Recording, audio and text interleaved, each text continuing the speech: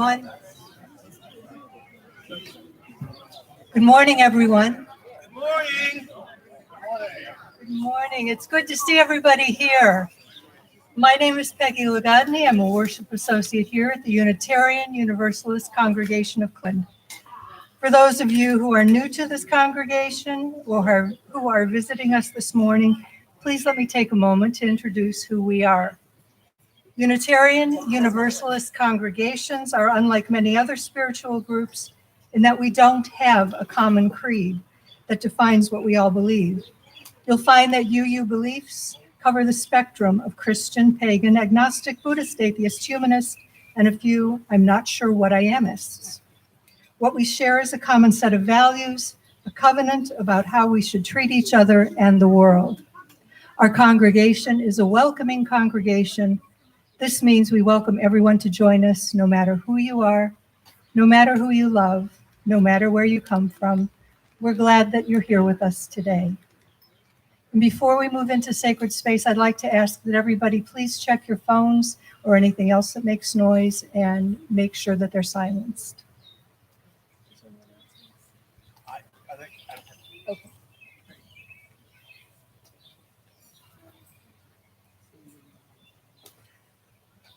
Good morning. I have often in the past said, it's good to see you all, and it meant it every time. But I gotta tell you, today is great to see everybody here. This is I know you were together last week in person, but I wasn't here. So it's just nice to take you all in and say good morning.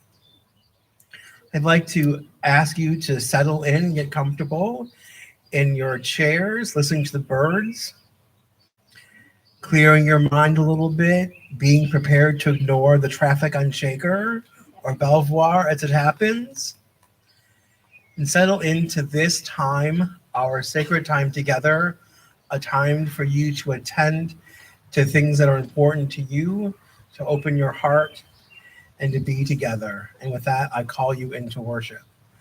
Mike is going to lead us in a all sing chalice lighting together while the Andersons light our chalice. Rise up, O flame, by thy light glowing, show to us beauty, vision, and joy. Rise up, O flame, by thy light glowing, show to us beauty, vision, and joy. Rise up, O flame, by thy light glowing, show to us beauty, vision, and joy. It's totally okay if it was metaphorical. Okay, great. Plastic one. That'll stay lit. Adaptation is the key. Very well done. One of the things that's been a while for us to do is to attend to our joys and concerns, and Peggy's got some words about that. But before we did that, I just wanted to remind you how to do it with a table. So after Peggy speaks and after Karen begins to play her music, you're welcome to come forward along the sidewalk, pick up a stone or two and put them in the bowl, and then return to your seats. Peggy? Ours is a welcoming community where we find connection, a spiritual community where we find meaning. Ours is a sharing community where our joys are amplified, a caring community where our sorrows are lessened. We take this moment in our service to reflect on our joys and sorrows and acknowledge the mutual support of this community. Please feel free to come forward now and add a stone or two to our water bowl for your silent joy or concern.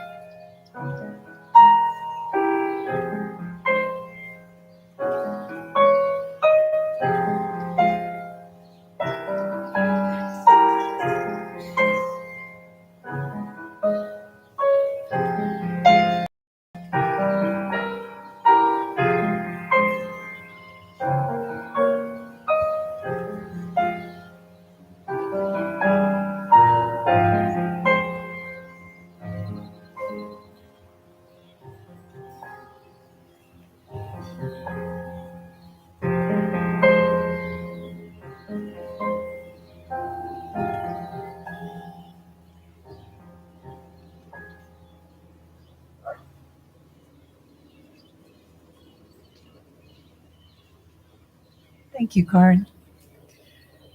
We've come to the time in our service to say a more personal hello to those around you and welcome everyone to today's service. Green means okay. Yellow means proceed with caution. Red means please distance and no contact. And if you're not sure, please ask. And now, welcome each other.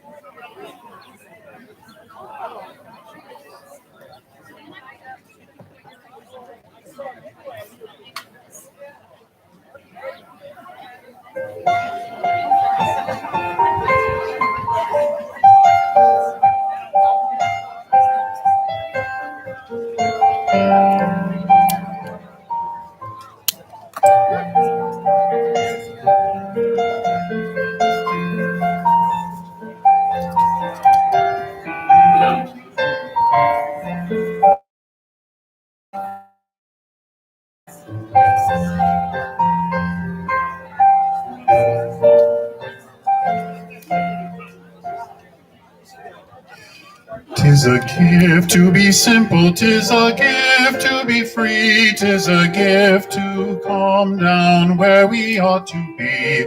And when we find ourselves in the place just right, 'twill be in the valley of love and delight. When true simplicity is gained, to bow and to bend we shan't be ashamed. To turn will be.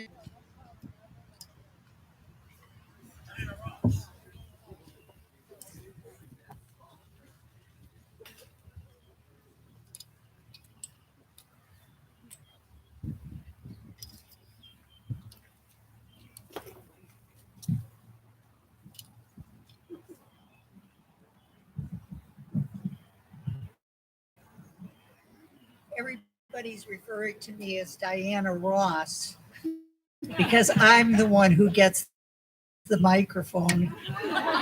It's a very dangerous piece of action here. Good morning, everybody. I'm Linda Homans. I'm a member of the archives team, and we are here this morning to accept a wonderful gift from our wonderful Reverend Joe. The archives committee consists of, used to be 5 of us, now it's 4. And joining me up here is our leader, Jan Devereaux, fellow members Sandy Wilson and Debbie Cohen. Our 5th member, Sue McKim, passed away at the end of May before this gift could be presented. For this Sunday's service, a gift to the church from Reverend Joe graces the chancel. Reverend Joe has given an antique white sewing machine invented and manufactured by Thomas H. White, an early member of the church. He bought it as a gift to the church. Today, it is serving as the chancel table. Reverend Joe found this on the internet and was taken by how well it fit with the history of the church. And then came the pandemic.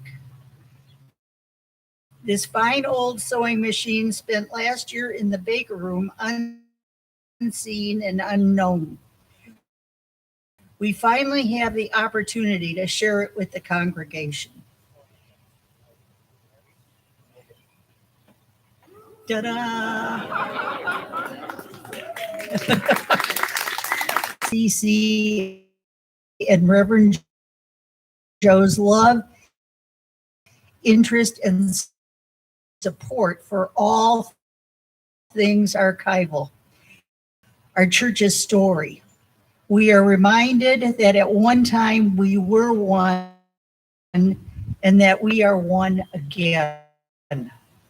In the future, we envision this wonderful gift to be on display in the Baker Room with an explanation as to its significance to the history of our church. It may also be the location for other pieces of UUCC history we want to bring to the congregation's attention. Please look for it in the Baker Room. Check it out. And thank you. And thank you.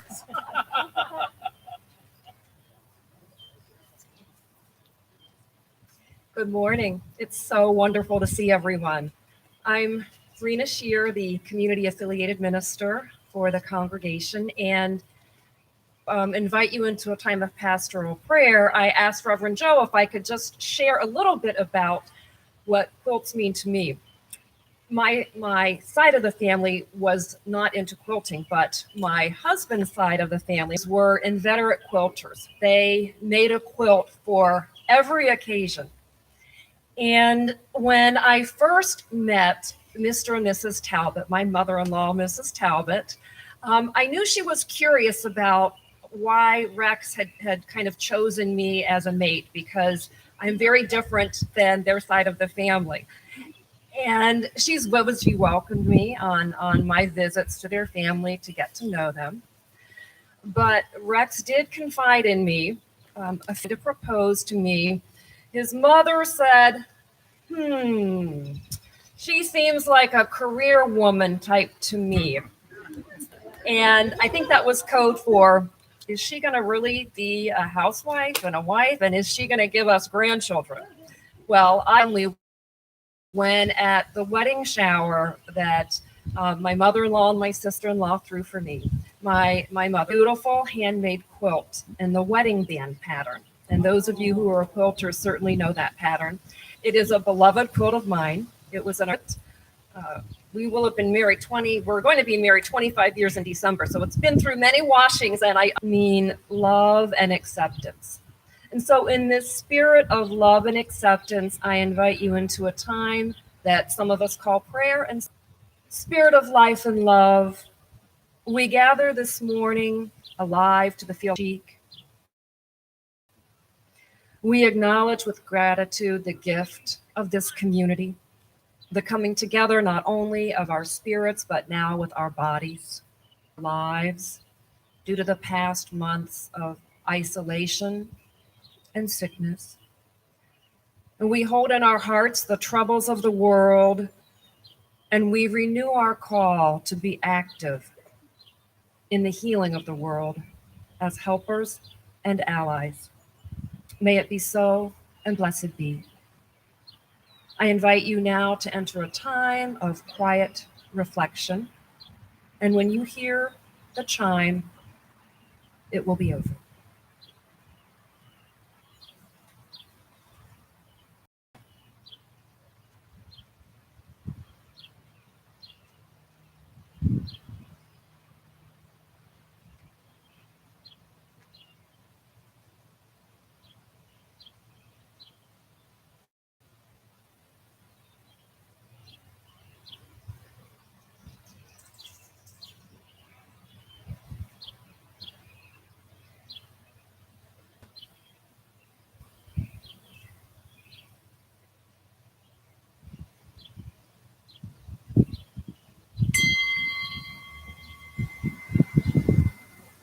I invite you to join in our sun meditation.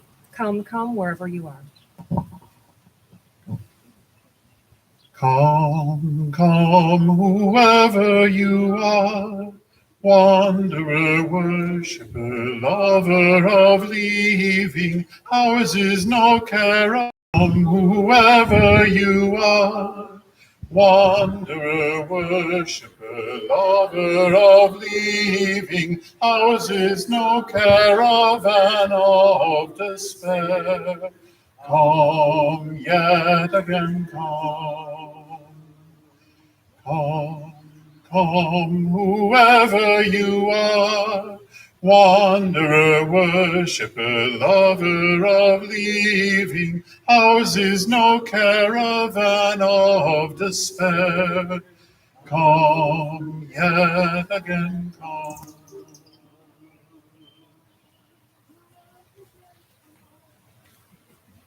Our offertory words this morning are from Kristen Collins. We give to remind ourselves how many gifts we have to offer. We give to remember that we are part of something bigger than ourselves. We give because we believe in music and sacred space. We give with the faith that together we have enough. Our collection today will benefit a group called Common Quilts. Community Quilts is a group of volunteers from the Willoughby Hills Quilt Guild who use their quilting skills to create quilts to donate. Community Quilts has donated over 100 quilts to needy causes in Northeast Ohio. They make and donate adult, youth, and infant quilts to local hospitals, the Hospice of the Western Reserve, food banks, and children's homes. And they've also made and donated a quilt to Quilt Pink, a quilt for the cure. Please give as you are willing and within your means. You can also donate via the Cash App if you have your phone handy. It's $UUCC 44122, and please label it for plate 61321. Thank you.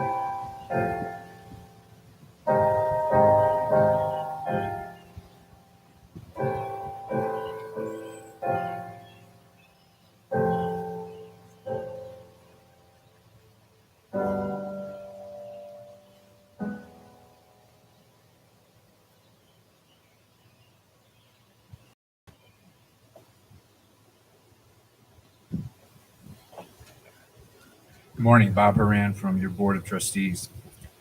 Every week we take up an offering to share with the wider world. We choose nonprofit organizations whose missions are in concert with our own as a way to help support the change in the world we want to see. Sharing our own personal bounty is one way that we live out our faith and personal values. Thank you.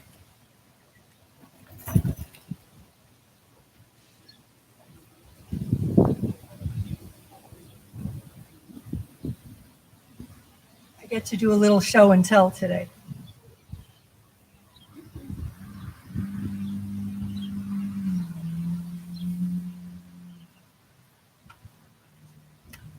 Every quilting quilts, I love creating, I love puzzles.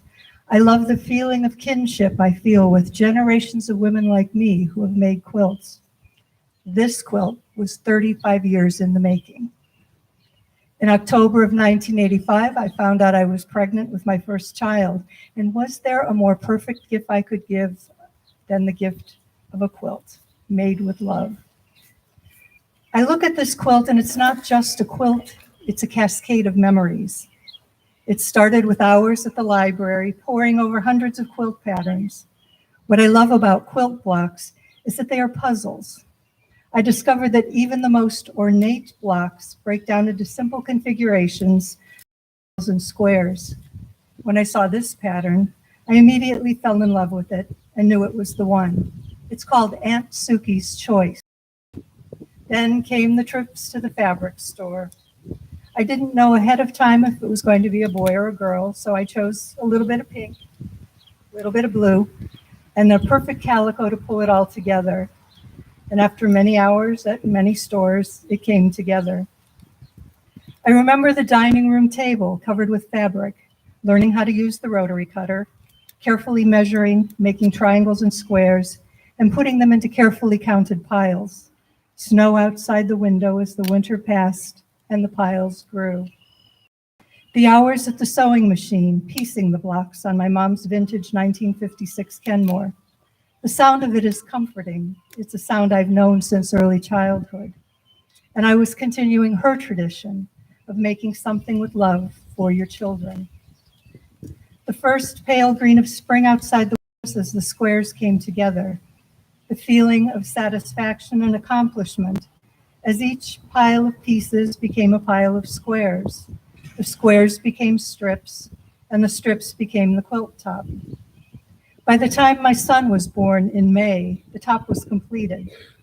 I thought to finish it by winter, but I soon found that working full-time with a new baby did not allow the luxury of time for making quilts. So it went into a box into the closet to wait for a time when I could work on it again. Well, 2 years I was pregnant with my daughter. Because I was older, they let me take off a month before my due date. So I pulled it out again and I made the underside and I started actually quilting it. When my daughter was born, and with 2 kids and a full-time job, again, the quilt went into a box, waiting patiently for a time when I could work on it again. As the years passed and as my children grew, every now and then I would take it out, quilt a square or two, and then put it away. I look at these squares and remember sitting by the window in the overstuffed rocker, watching it snow as I worked, the quilt in a big wooden hoop on my lap, threaded needles stuck in the arm of the chair, my son playing on the floor, my daughter in her playpen. A few years later, sitting in the attic, laughingly called my studio, on a Sunday morning, pushing the needle through the layers of fabric with a leather thimble. The kids downstairs, supposedly cleaning their room. No, they didn't do that. Sitting in the living room, the room awash with afternoon sunlight as I finished the last square that I was to hand quilt myself. My children were teenagers now and off somewhere on their own. By then, 2/3 of the squares and lattices were quilted. Now in 2005, I had a house fire. The quilt was in a box in a closet. There was a lot of water and smoke damage in that part of the house, and I was heartbroken, sure that the quilt was ruined. But thankfully, there was only a slight smoke stain, most of which washed out. And once again, I lovingly wrapped it in tissue paper, and put it in a box to wait for the time when I could finish it. It sat in its box for quite a few years, patiently waiting for me to take it out and work on it again. It saw the light of day when I moved to the east side to be with my beloved Steve. I promised myself that one of these days soon I would finish it. Well, a few years ago, I took it out with that in mind and tried to work on it and found that my hands couldn't handle the quilting the way they used to. Arthritis had crept in, and it was painful to push the needle through the layers of fabric. I found an Amish woman named Miriam who lived in Middlefield and did hand quilting, and I paid her to finish it. 2/3 of the quilt was done. It had taken 31 years. Miriam finished the rest of the squares and lattices in a days. Next year, I got the news from my daughter that she was pregnant, so I thought it's about time I finish this quilt so someone can actually use it. In January, after my granddaughter was born, it was finally finished, and it's now waiting for the day when I was a young mother when I started this quilt. I'm a grandmother now, and it's finally finished. This quilt is not only pieces of cloth sewn together. It's made of dreams for my children and my grandchild. It's made of the love that flowed from my heart into my hands and into the quilt. It's a quilt of memories and of love and energies and musing to wrap around my little one to keep her safe and warm as she sleeps.